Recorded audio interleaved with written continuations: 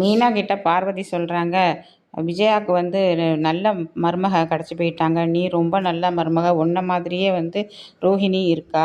அவள் ரொம்ப நல்ல மருமகம்மா. அன்னைக்கு மட்டும் அவள் வந்து 2,00,000 வந்து இங்கே கொடுத்து அவள் தாலியை விற்று கொண்டு வந்து கொடுத்துட்டு போனா. இதை வந்து எங்கள் ஆண்டிக்கிட்ட கொடுத்துருங்க. மீனாவுக்கு வேஸ்ட்டாக கெட்ட பேர் வரக்கூடாது, அவங்க எடுத்தாங்கன்ட்டு. குடும்பம் ஒத்துமையாக இருக்கணும் அப்படின்னு சொல்லிட்டு போனாங்க. அதனால தான் நான் வந்து அந்த பணத்தை வந்து ரோஹிணி கொடுத்ததை விஜயா கிட்ட நான் வந்து கொடுத்ததை சொன்னேன். இருந்துச்சு, பீரோல்லே பணம் இருந்துச்சுன்னு சொன்னேன் மீனா அப்படின்னு சொல்கிறாங்க. அதுக்கு மீனா அப்படியே ஷாக்காகி நிற்கிறாங்க. என்ன சொல்கிறீங்க, ரோஹிணி கொடுத்தாங்களா அப்படின்னு கேட்குறாங்க. ஆமாம் மீனா, இதை வந்து நீ யாருக்கிட்டேயும் சொல்லிக்காது அப்படிங்கிறாங்க. இதை மீனா என்ன பண்ணுறாங்க, அதை அப்படியே வந்து முத்துக்கிட்ட சொல்கிறாங்க. எவ்வளோ நல்ல மனசுங்க அந்த ரோஹிணிக்கு.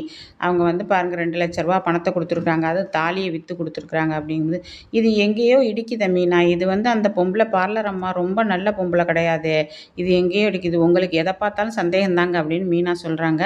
அப்போ உனக்கு தெரியலையா ஒன்று, அதாவது வந்து இவங்க எப்படி கொண்டு போய் அந்த பணத்தை அங்கே கொடுத்தாங்க அப்படின்னு சொல்லிட்டு அவர் சொல்கிறாரு. இதை கேட்டு அவங்களுக்கு போங்க நீங்கள் யோசனை பண்ணிக்கிட்டே இருங்கன்னு சொல்லிட்டு போயிடுறாங்க. அப்புறம் வந்து அங்கே சமைச்சிக்கிட்டு இருக்கும்போது அங்கே வந்து சுருதி வந்து எனக்கு ஆம்லெட் போட்டு கொடுங்கங்கிறாங்க. அவங்க வந்து ரோஹிணி வந்து தண்ணி குடிக்க வரும்போது கேட்குறாங்க, ரொம்ப தேங்க்ஸ் ரோஹிணி உங்களுக்கு அப்படின்னு சொல்லும்போது, எதுக்கு தேங்க்ஸு அப்படின்னு சொல்கிறாங்க. பார்வதி ஆண்டி வந்து எல்லா விஷயத்தையும் என்கிட்ட சொல்லிட்டாங்க, நீங்கள் தான் வந்து உங்களுடைய செயின்லாம் விற்று எனக்கு அந்த 2,00,000 பணத்தை கொடுத்தீங்கன்ட்டு அப்படின்னு சொல்லும்போது, பார்வதி ஆண்டி இதையும் விட்டு வைக்கலையா, நான் தான் யாருக்கிட்டையும் சொல்ல வேணான்னு சொன்னேனே, இருந்தாலும் உங்களுக்கு பெரிய மனசு அப்படிங்கிறாங்க. அப்போ சுருதி கேட்குறாங்க, இருங்க இருங்க, என்ன பார்வதி ஆண்டி சொன்னாங்க, என்ன விஷயம் அப்படின்னு கேட்குறாங்க. அதுக்கு மீனா எல்லாத்தையும் நடந்ததை எல்லாத்தையும் சொல்லி காமிக்கிறாங்க. ஆமாம் ரோஹிணி, நீங்கள் எதுக்கு 2,00,000 கொண்டு போய் கொடுத்தீங்க, அவங்க வீட்டில் காணா போன பணத்துக்கு நீங்கள் ஏன் கொண்டு போய் கொடுத்தீங்க, இது வந்து சரியாக வரலையே, நீங்கள் சொல்கிற லாஜிக் சரியாக வரலையே அப்படிங்கிறாங்க. நாம் மீனாவுக்கு வந்து எந்த கெட்ட பேரும் வரக்கூடாதுல, அதனால தான் கொடுத்தேன். அந்த பணத்தை மீனாவே திருடலையே, அதான் வந்து ஆண்டியே ஒத்துக்கிட்டு 5,00,000 தர்றேன்னு சொல்லிட்டாங்கல்ல, அப்புறம் எதுக்கு நீங்கள் வந்து கொண்டு போய் கொடுத்தீங்க, இது சரியாக வரலை அப்படின்னு சொல்லும்போது, இவன் ஏன் டிடெக்டிவ் வேலையெல்லாம் பார்க்குறா அப்படின்னு மனசுக்குள்ளேயே நினச்சிக்கிட்டு இந்த வர இருங்கன்னு சொல்லிட்டு ஓடி போயிடுது ரோஹிணி. அப்போ வந்து ஸ்ருதி சொல்கிறாங்க மீனா கிட்ட, ஏதோ சம்திங் ராங்க, இது வந்து தப்பாக இருக்குது, ரோஹிணி பண்ணு தப்பு. அன்னைக்கே அங்கிள் சொன்னார் தெரியுமா, இதே ரோஹிணியோ சுருதியோ இந்த வேலையை பார்த்துருந்தா நீ சும்மா இருப்பியா, அது பணக்கார விட்டு பொண்ணுங்கிறதுனால தான் நீ சும்மா இருக்கிறேன்னு சொன்னார். அப்படி இருக்கும்போது இந்த பொண்ணு எப்படி கொண்டு போய் அந்த 2,00,000 அவங்க கையில் கொடுத்துச்சு, இதை வந்து நம்ம யோசிக்கணும். அந்த வீட்டுக்கு அன்னைக்கு பார்வதி ஆண்டி வீட்டுக்கு யார் யார் வந்தாங்கன்னு பார்த்தோம்னா தெரிஞ்சு போயிடும், அந்த பணத்தை யார் எடுத்தாங்கன்ட்டு அப்படின்னு சொல்லும்போது, இதை கேட்டுட்டு ரோஹிணி ஒட்டு கட்டு நிற்கிது.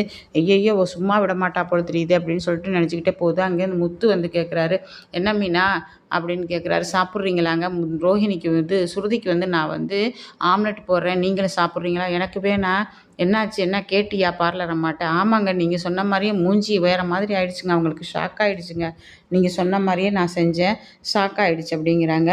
அப்போ சொல்கிறாங்க, சுருதி சொன்னதையும் சொல்கிறாங்க. அப்போ பலகுரல் சொல்கிறதும் உண்மை தான், அப்போ ஏதோ ஒன்று இருக்குது, நான் கண்டுபிடிக்கிறேன் அப்படிங்கிறாரு. அப்போ ஜீவா வந்து கனடாவிலேருந்து ஃபோன் பண்ணுறாங்க முத்துக்கு ஃபோன் பண்ணி, முத்து நான் வந்து இன்னும் 4 நாளில் இந்தியா வர்றேன், நீங்கள் தான் எனக்கு வந்து கார் எடுத்துகிட்டு ஏர்போர்ட்டுக்கு வரணுங்கிறாங்க. கண்டிப்பாக மேடம், நான் வந்துடுறேன் மேடங்கிறாரு. அப்போ மீனா கேட்குறாங்க, யாருங்க அப்படின்னு சொல்லும்போது, அந்த கனடா மேடம் தான் வர்றாங்களாம், இப்போ நமக்கு வந்து இப்போ இந்த மாதத்துக்கு டியூவுக்கு பணம் தோதாயிடுச்சு அப்படிங்கிறாரு. ரோஹிணி மனோஜ் வந்து முத்துக்கிட்ட மாட்ட போகிறாங்க.